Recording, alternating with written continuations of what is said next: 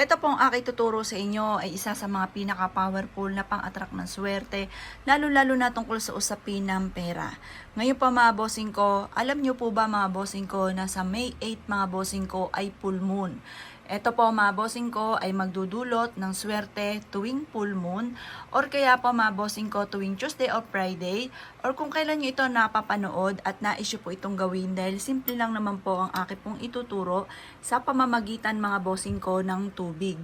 Ang tubig mga bossing ko ay humihigop ng mga negatibong enerhiya at nagdudulot po ito ng swerte.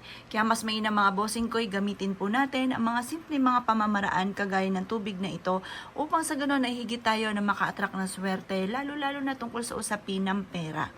Ngayon po mga bossing ko, ibulong nyo sa tubig ko ang lahat ng nais po ninyo na maganap sa buhay ninyo or yung lahat ng nais ninyo ng pagbabago sa buhay po ninyo.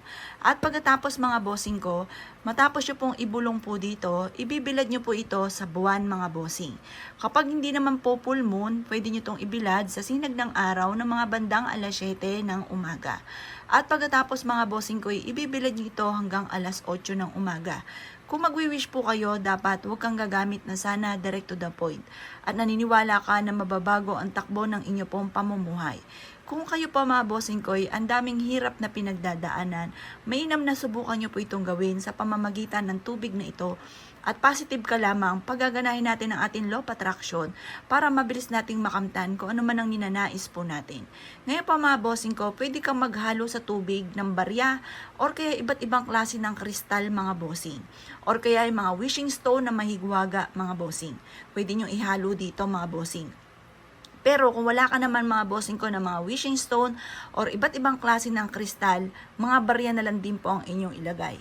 Pero alam niyo po ba, kahit simpleng tubig lamang po yan mga bossing ko at wala kang ihalo, nagdudulot po yan ng swerte. Ang tubig ay kasaganahan.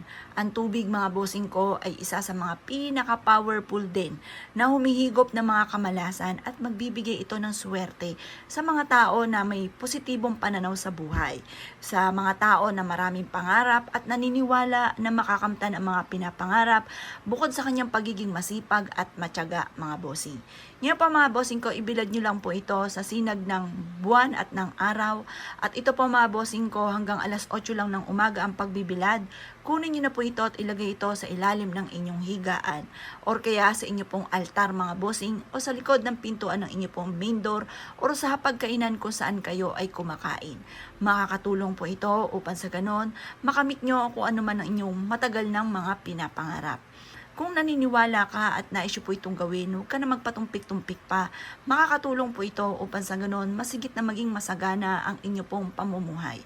Kung ikaw po mga bossing ko ay isa sa maraming pangarap at nais ng pagbabago, subukan nyo na po itong gawin kung kailan nyo po ito napapanood. Basta umaga nyo lang ito gagawin mga bossing ko or kaya po kapag sumasapit ang full moon. Kaya kung ikay naniniwala at gagawin nyo po ito, ay siya mga bossing, good luck po sa inyo po lahat.